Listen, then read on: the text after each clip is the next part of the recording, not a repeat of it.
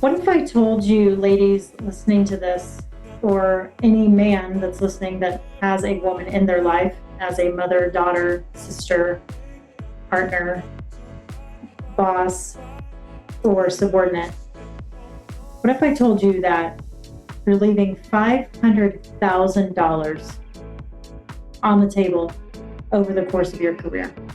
$500,000. Let that land for a second. That might seem like a crazy number. You might be under that number, you might be over that number. But I want to create some self-awareness around the subject today.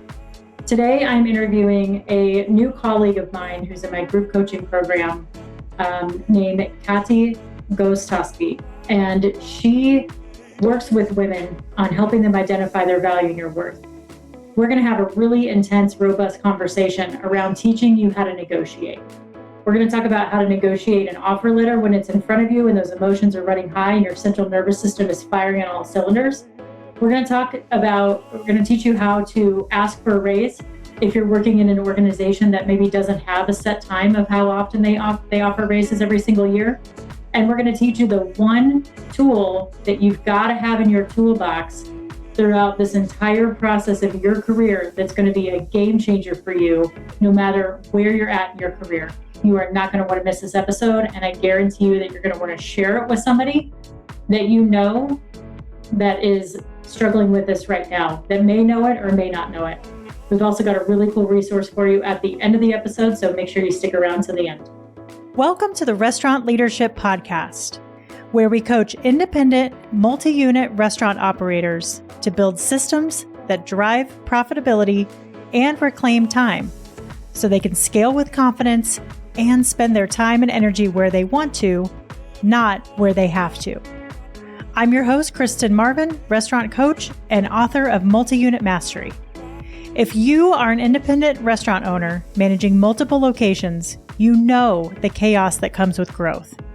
Inconsistent execution across your restaurants, managers who won't take ownership, constantly answering questions your team should already know the answers to. You're stuck in your current role when you want to be playing a bigger strategic role as you scale. You don't have the right leaders in place or you keep losing them. And you're not sure how to find great people and actually keep them around. We work with passionate independent restaurant owners who found success with their first few locations and are ready to scale strategically.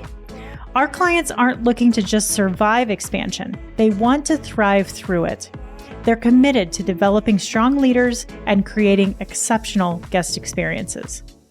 Through the independent restaurant framework that we teach in Multi-Unit Mastery, we coach independent restaurant groups to move from chaos to confidence by focusing on 3 pillars: people, process, and profit.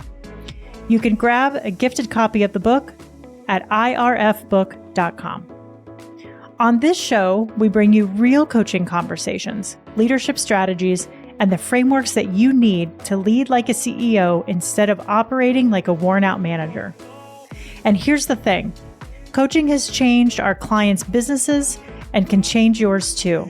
If you've never experienced what it's like to have someone in your corner who actually gets the restaurant world, we'd love to connect. We offer one-on-one and group coaching. Head to kristenmarvin.com/contact for a complimentary coaching session, and let's talk about what's possible for your restaurant group.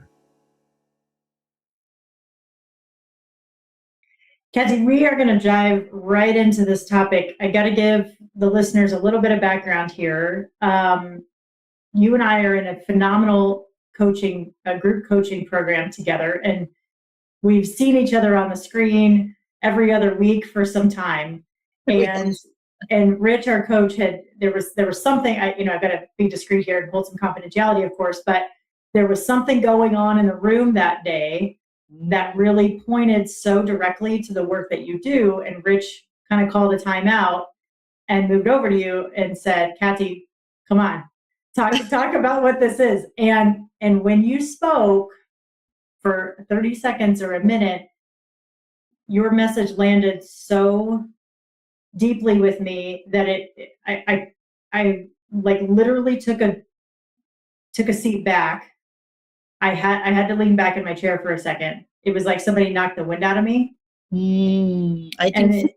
Yeah. And you put some numbers to this. And I thought immediately, it was probably a little rude of me during the middle of the group coaching, but I immediately messaged you. It was like, we got to connect. We got to talk about this. We've got to bring this message to the show.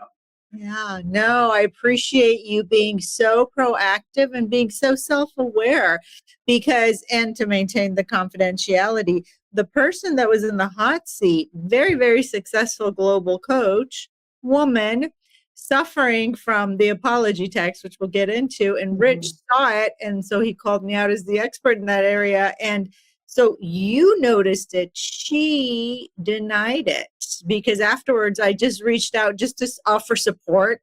Yeah. Just say, hey, if you want to talk about this, I can give you more details because it's hard, like taking it all in on the hot seat. And she just, she wasn't open to it. And that's okay too. Yeah. It's just that I guess the lesson here is whatever you're open to in the moment, don't ignore that because there's something there for you, right? Well, 100%. And I think this is such a cool topic that we have never even brought on the show before. And it's a brand new concept for me.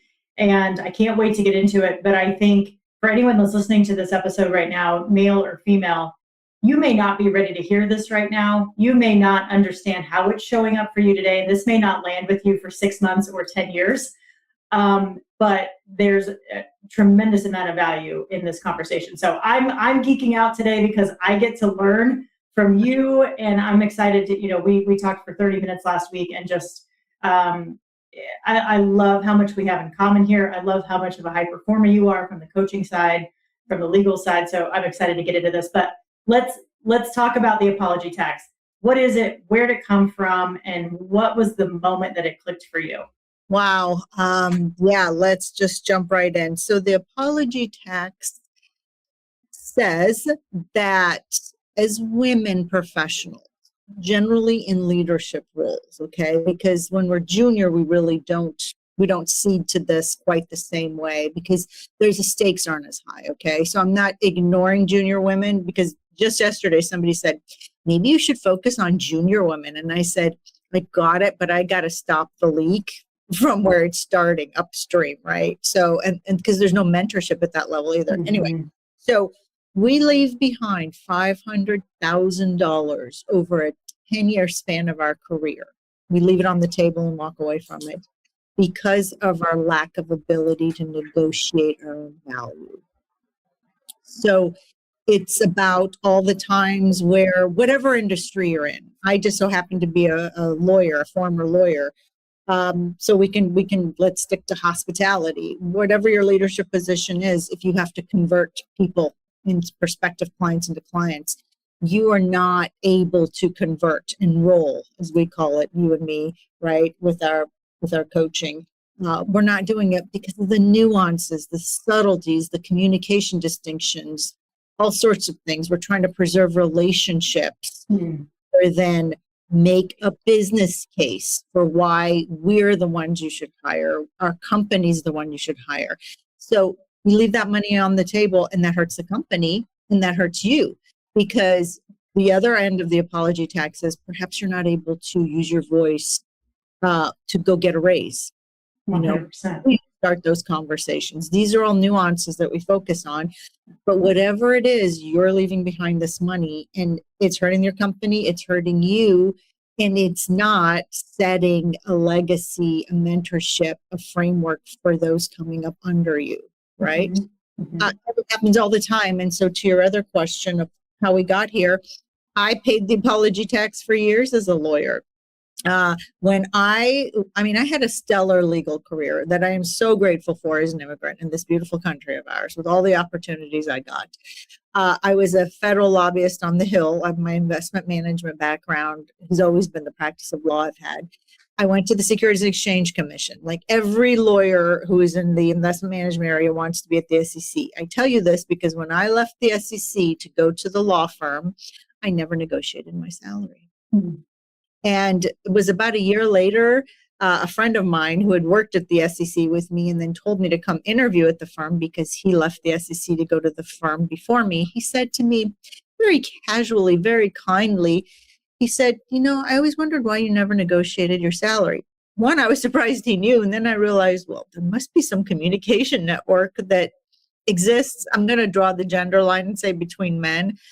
And I was like shocked. And he said, why didn't you? And he said it from such a place of caring and concern. And it really shocked me, Christine. I said, Yeah.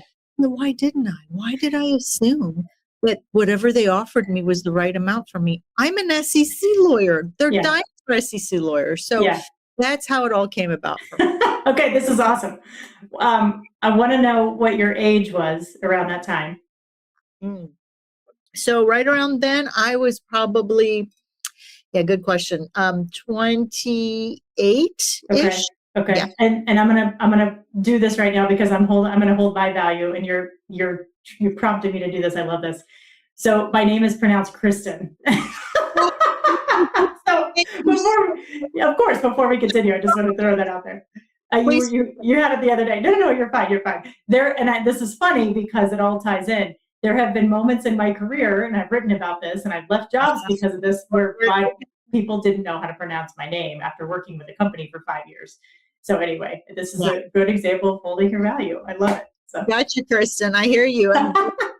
People, here's generally what happens, right? Because they're like, Katy. I'm like, oh, version 1.0 is Katy. It's actually Katy. Katy Perry, blah, blah, blah. And some man said to me once, he goes, oh my gosh, I cannot believe you have to jump through all these hoops to make us feel better and apologize to us for calling you the wrong name. See? Oh, I do that even with non-money related. Right, 100%. This shows up everywhere in your life. We're going to talk about that more in a little bit, but I just love that just came up. So thank you for that opportunity. Let's talk about the number though, because for people that are listening, and even at first I was like, okay, 500,000. I'm immediately thinking back in all the moments of my career where I did not negotiate. I'm like, I know that it wasn't that much money on paper at the time, but there's an ecosystem here, right, where that gets wider and wider. So talk a little bit about where that number came from and how it really adds up over your career.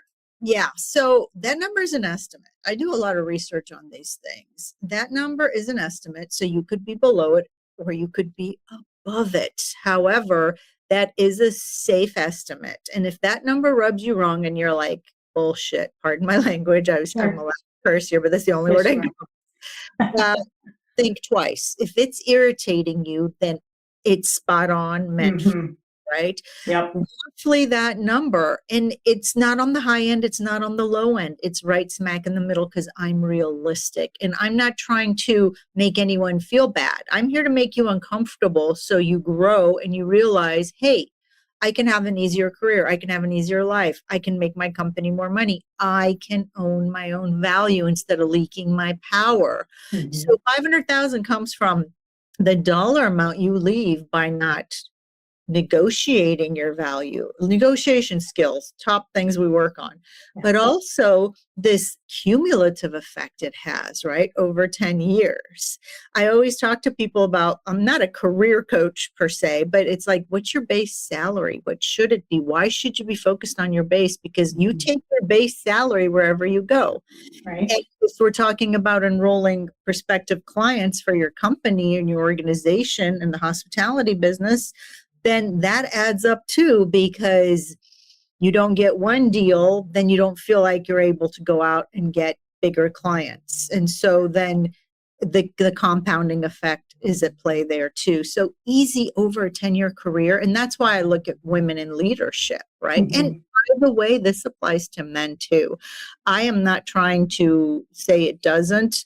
I'm just choosing to focus on women because I'm looking for unity in the world right now. And when women step up, something powerful happens and we get unity in this process. So if you're a man listening to this, please don't think that you don't have something to gain from this conversation monetarily. Yeah. Did that answer your questions? Absolutely. And it's not for any men that are listening to this episode. Yes, this could apply to you. This could apply to a partner that you are with right now, to your sister, to your mother, to your daughter. I mean, it's showing up, I think, a lot more places. And I'm just excited to have this conversation to bring some awareness to it today. I think for me, when I think about, my career and what happens typically in hospitality is we make a lot of money when we're coming up through the ranks of servers and bartenders.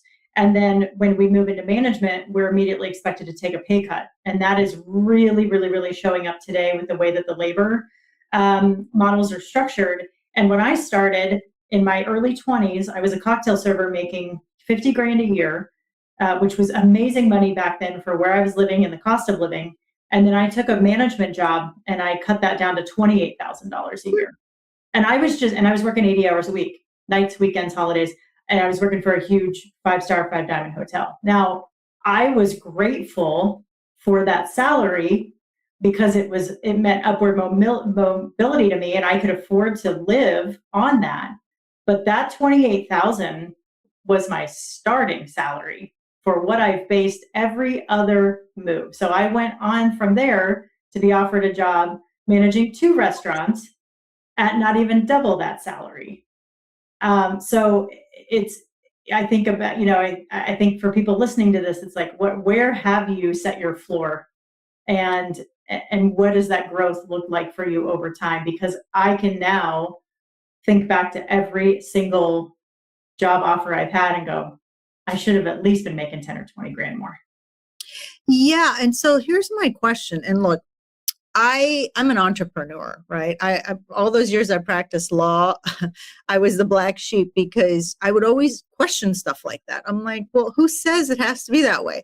I'm not trying to be rebellious or create anarchy here. I'm just saying the rules don't always make sense. And as a lawyer, I say that, right?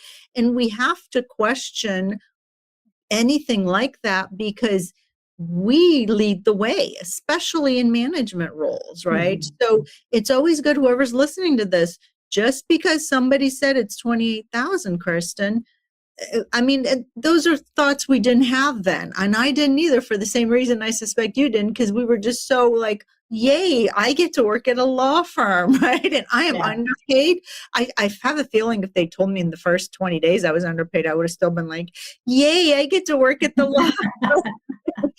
However, we have to stop and think rules don't apply always, right? Yeah. And that doesn't mean we have to be balls to the walls, crazy, bitch, whatever. But we do have to stop and think, how could this be expanded and looked at differently so that we build a legacy in an industry that serves the highest good that may not be getting that right now because everyone's kind of, the word complacent comes up, but it's more like everyone has just got their head down and they're not focused on building the business and building the industry. Right.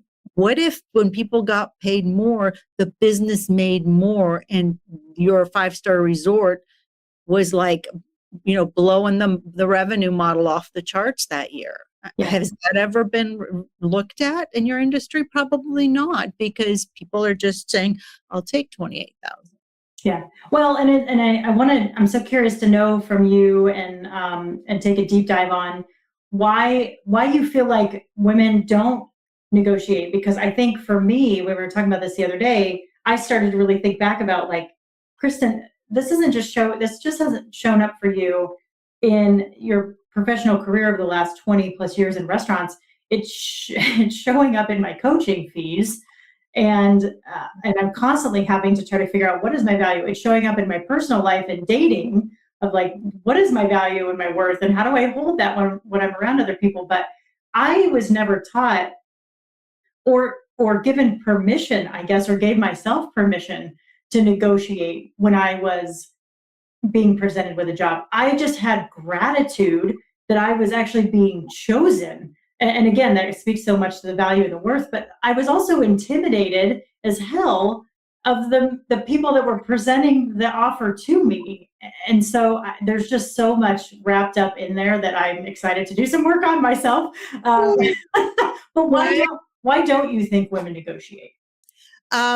You said it. We lead with gratitude instead of data. So look, the feminine divine is what I'll call it, but everyone has masculine and feminine energy inside of us. It's just part and parcel with being a human, right? So the point is to have your masculine and feminine energy harmonized, balanced, okay, so that you come across whole, right? And like grounded and confident. Mm-hmm. As women, we're very good at being grateful. And you said it. And I just said it too, like, I'm grateful to be at the law firm. However, when we say it like that and own it like that, we have to be careful with what comes next. We lead with gratitude instead of data. Well, data shows up in the profit model, right? Why should you be paid more? Because you're grateful? No, because you get results, right? We over explain instead of making proposals, right?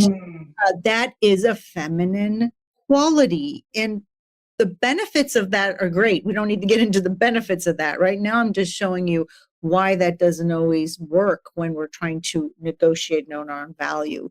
We soften and ask to preserve a relationship instead of actually stating the terms. And the terms are back to the data. And you may think this is true of only in certain industries. As a lawyer, we are king and queen of data and terms, like deal sheets, whatever. There's terms, there's data. However, when we flip into presenting our own value, we go back into the mode of how we were raised. And we were told, good girls are seen, not heard. The formal education system adds something to that. Formal religion may add something to that. I am not here to judge any of those things whatsoever, because it's very much a personal thing. All I'm saying is look at that for yourself. So what do you consider being collaborative? Is it actually having a strategic position, or is it you just, folding constantly? And this isn't for you to go the other direction, but we find women, especially when we're in a man's industry, we got to lean into that, right? And most industries I find are male dominated, and that's the way it is, right? I'm not here to, push so hard against that we take all our energy and we exert it that way. But when you lean into that, you got to be careful that, well, let me say it this way. The problem with being a powerful woman in a masculine setting is we tend to overcompensate and go too far into the masculine. So if you're hearing this and saying, yeah, I don't do that stuff, then you're probably too far. And that's what I did. I was so far into the masculine legal world that when I left it, I slid fully into the other side. And you should be saying, but Katy, you were just saying you were paying the apology tax in the legal world. Exactly. Let that land. How could it be that I was overcompensating and being too far in the masculine, and yet I was still paying the apology tax? Because we nuance, we slip, right? And we look at business case frameworks as favors instead of value exchanges. And we don't use the right language, and we're looking to preserve relationship, and all of that, to your point, Kristen, goes back to what we call baggage and what we were raised with and what our biggest fears are that we're still carrying as adults. And I see this all the time with my clients that come and sit in my office, and we do what's called a breakthrough session. And these are people that are running billion-dollar organization CEOs, and they've got baggage around something that happened in their childhood. And so this is how it shows up. Instead of a business case, we lead with all that stuff because it feels natural to us, but it's actually not our natural state, because owning our value should be our natural state.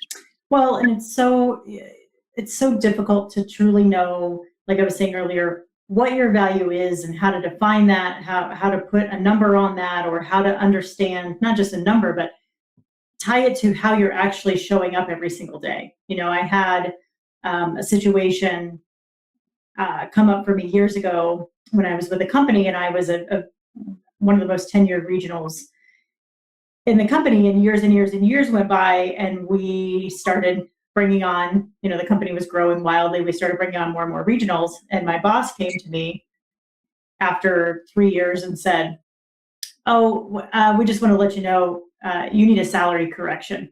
You're being far underpaid compared to everybody else. And I'm only going to give it to you if you, I'm going to put you on a performance improvement plan to get your food cost percentage up. And I'm only going to give you your salary correction if you achieve this goal. And I was so confused by that. And I immediately let my masculine energy step up. And I said, fuck this. I'm going to fight for this. I'm going to go get this salary. And in hindsight, I should have said, fuck you, and walked away. But we don't talk about salary, right? I know you and I were talking about the other day, you're not allowed to in some companies. It's so taboo. So what tips and tricks can you offer women to, I guess, help them not get in a position like I got into? I mean, how do you have those conversations? How do you know what that number should be? I had a gentleman reach out to me the other day and said, I'd sent him a candidate for a position. He said, do you have any idea what she was making before so I can make an offer? And I had an idea, and I said, no, I have no idea. I wasn't going to tell him because I wanted him to do his research and look at his business model of what made sense. I didn't want him to base it off of her former salary.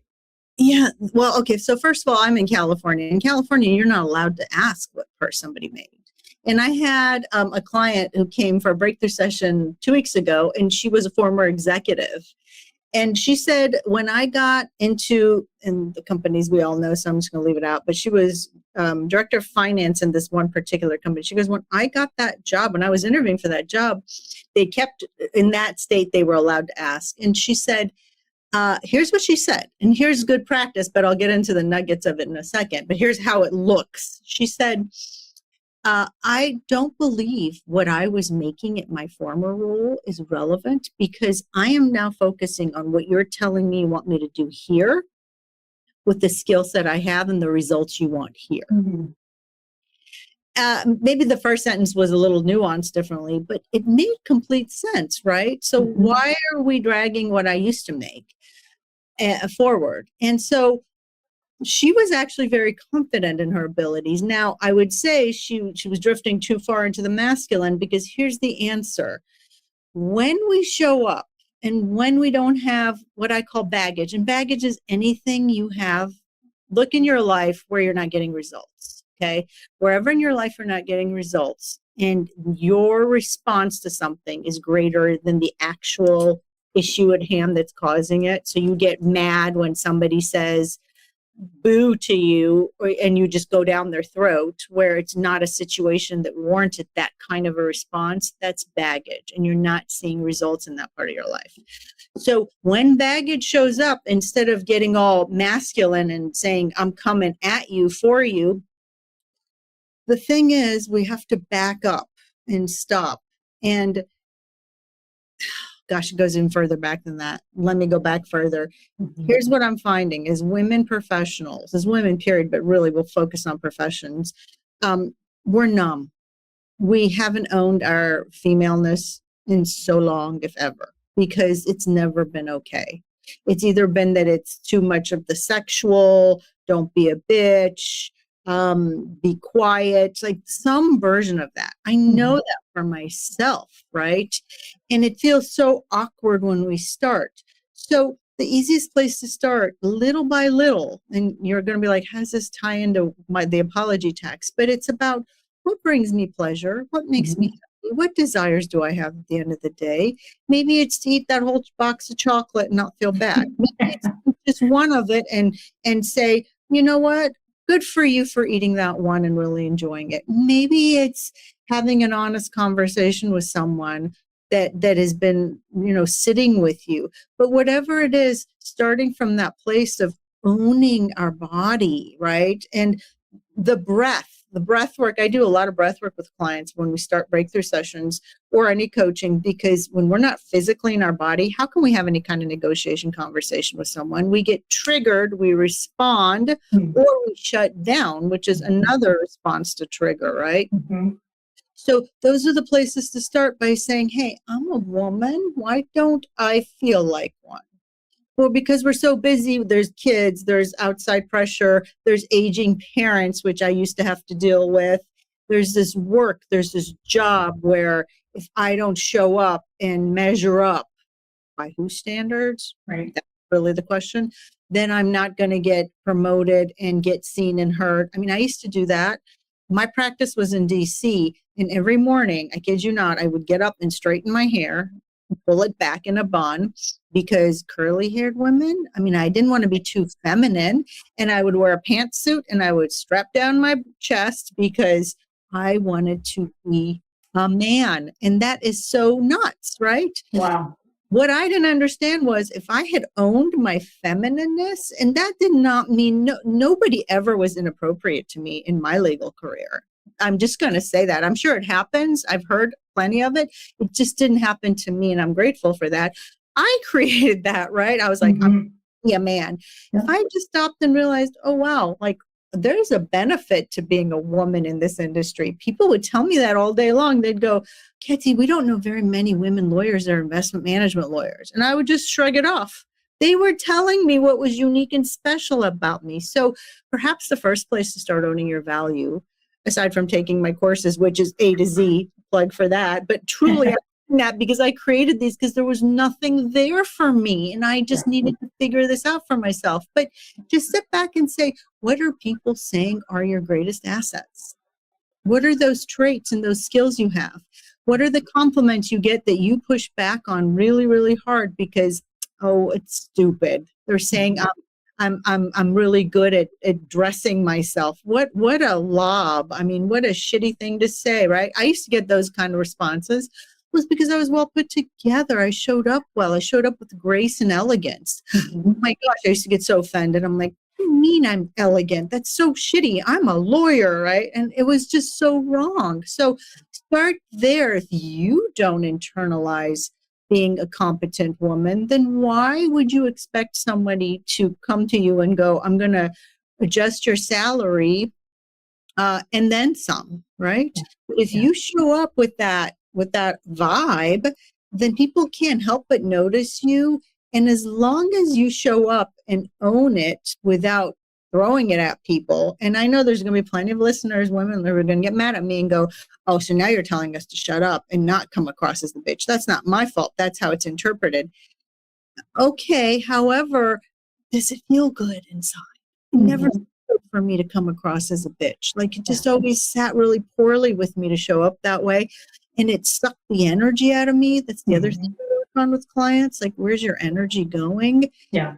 And it never feels good. So start there and start tweaking and course correcting and pay attention, self-awareness to whether you're showing up and really shining or whether you're just relegating yourself to second class. Yeah. No one has to do that to us. We do that to ourselves. 100%.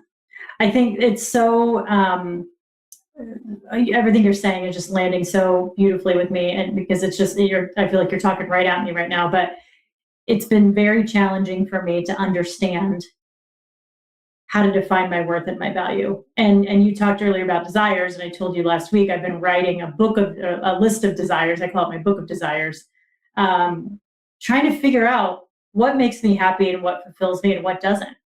And so I want to get into some kind of tangible things because I'm making this huge list. I think I'm on 31 things right now. And it's everything from nutrition to sex to, where I want to spend time and energy to where I want to be focusing on personal development, professional development, what have you.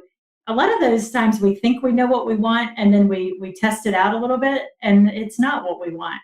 And I think, yes, I know you want to lean into that one a little bit. But isn't that great? You tested it out. Yeah. Now you have agency. You're empowered and you have control. That, excuse me, that one didn't work for me. Check. Now I know. And the more we chip away at that, the more we uncover what really works for us, right? Mm-hmm. And we bring that same level of clarity and congruency to the negotiation table, to work, to serving clients well, right? Excuse me. So when you step up into the client service role, people can sense it. It's actually communication, in my opinion, as I teach it, is very little, less than 5% verbal. It's so much more is nonverbal. It's our vibe. It's how we show up. It's how we own our stance and our gait and what we wear on this billboard, right? Yeah. To carry the message. And that's what people sense. It's not what we say. So every time you mark something off that list, then you're building that nonverbal brand up. And I mean, look at how many times in your life, in the hospitality industry especially, and I've been on the, I'm not in the hospitality industry, but I've sure been a client. And not too long ago, I was at a spa. at a big, well, living in San Diego, there's lots of great locations, but it was a big hotel resort spa. And my husband sent me there for the day for my birthday. And a lot of things worked well and a lot of things didn't. And because I know them over there, I sent them an email and I told them, and they responded with such gratitude. And responded with such warmth and thank you for it. And the woman said this, the general manager said this, she said, it is so hard to hear this feedback. However, I'm so grateful for it, right? And that was on paper, right? However, I could just envision her vibe. Like she was like confident and she responded within like 3 minutes. I was shocked. I wrote that thing and I just walked away. I was doing something else and I looked, I'm like, what is that? Did she already respond? She'd read it, digested it, farmed it out to the different areas to fix. I didn't know that. She said it. And then she said, I need you to come back for a day on me so you can see that we fixed this because I can't have that out there. So is that a good example? It was for me because she didn't have to say any of that. I don't send those emails very often because it takes my time. But when I do, I'm not asking for anything back. I'm sitting truly in my feminine energy going, hey, I really care about this location and I've been coming for years and something slipped really bad.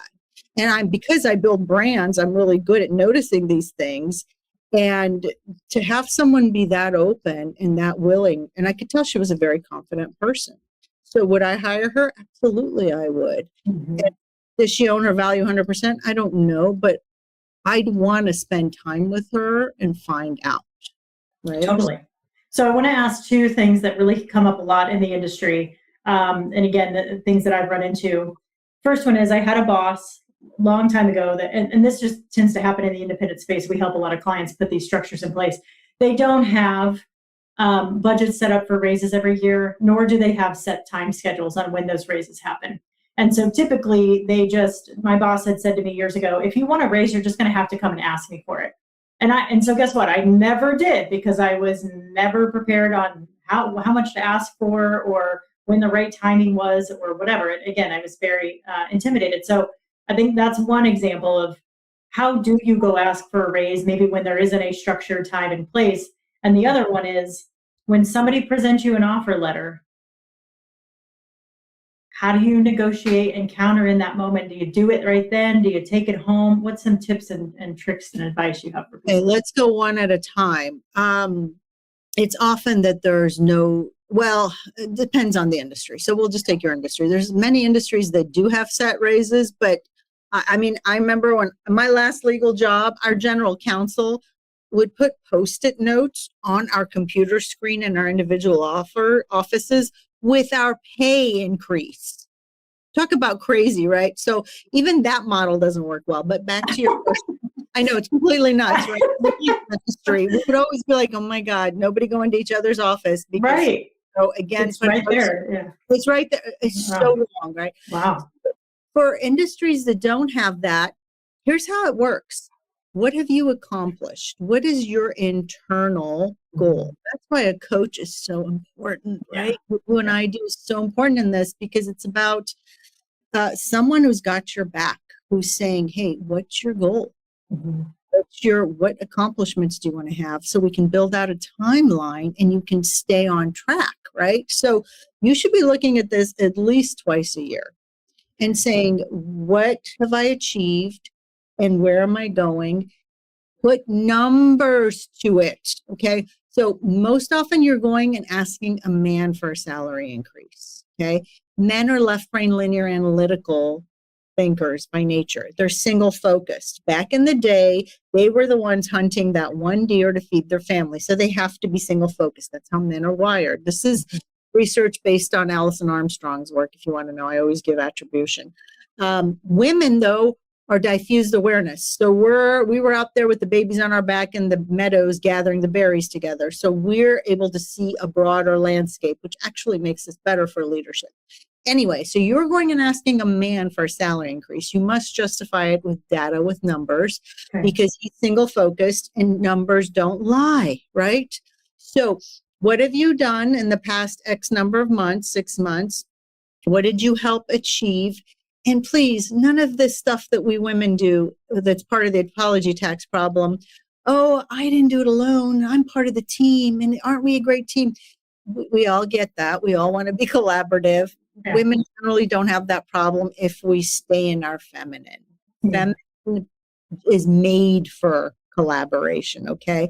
So what'd you do? How much was the percentage gain? And then how many sentences, this is part of the audit that I give, the assessment, the apology tax assessment that I give.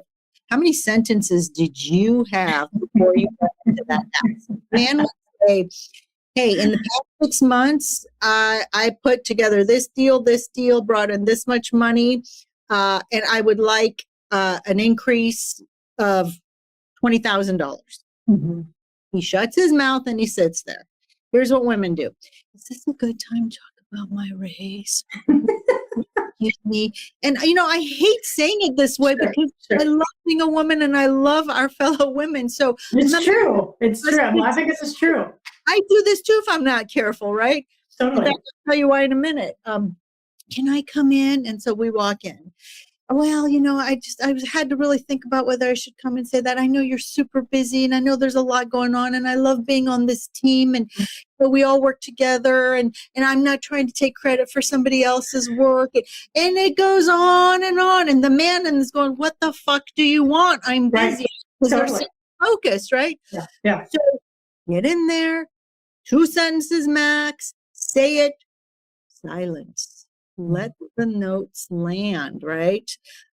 Chris Voss, I don't know if you guys have ever read the book. We talk about him a lot, yeah. Yeah. But Chris Voss is a hostage negotiator, ex-hostage negotiator. Mm-hmm. He's a man, he's truly masculine, and he teaches this stuff, he mansplains it, right? As a woman, a lot of this stuff didn't land on me, Chris Voss's method. And I went back to my own method because I'm a really good negotiator. I was like, So, but the pause is critical for all of us. So sit and think. And here's an example to this. I have a girlfriend. She used to be CEO of a major engineering company. Now, engineers are mostly men. She was a female CEO. And she would say to me exactly how this played out. She added to my research. She would say, Katy, at least once a week, one of my male engineers comes in off cycle because she had two review cycles. Off cycle, he brings all his data. He brings all the projects he's worked on, how much money it's made the company, and he flat out asks me for a raise within the first 6 minutes. And she says, I sit there and I look at the numbers and I go, 90% of the time, I'm like, yeah, he's right. He should get an adjustment. She said, after a while, though, I would turn to them and go, don't come back because I've given you enough of a bump. The kicker to this point, she said, not once does one of my women engineers come into my office and ask for a salary increase. Yeah. And she goes, it pains my heart as a woman, but I'm the CEO. I'm not going to go out and rally them up, right? Yeah. So that's the first question. The second question was, refresh my memory. So you've got an offer letter in front of you. You're excited about the opportunity. How do you channel that excitement and counter negotiate? When do you know if you should counter negotiate? Because I will say there have been times where, and this is another thing in the industry that we need to fix, that negotiating or countering is taboo because some people take it personally and feel like, oh, my offer's not good enough for you. Oh my goodness. That's ridiculous. I just have to cut you off right there. If you're sitting there on the other side of that and taking it personally, then you got some serious baggage we got to work through because this is all business and these are all numbers. And I guarantee you, put yourself in the other person's shoes. How is it personal to you? You're running a business, and I can appreciate we get involved when we're good managers and we want to do the right thing. However, you can't go that far into it because this is work. Now, I'm the first one to say, bring your whole self to work, blah, blah, blah, emotions, whatnot. However, in this instance, that doesn't make sense. Mm-hmm. What do you do when you're sitting on the other side of that? Do not let that scare you. Here's the thing. Do you want to work for someone who's going to take something like that personally? You're going to be fighting that uphill battle every day you report to that person. But to answer your first question, you don't respond right away, in my opinion. Everything has a pause after it. Thank you for the offer. I'm honored. I'd like to sit with this. And when do you need to know by, right?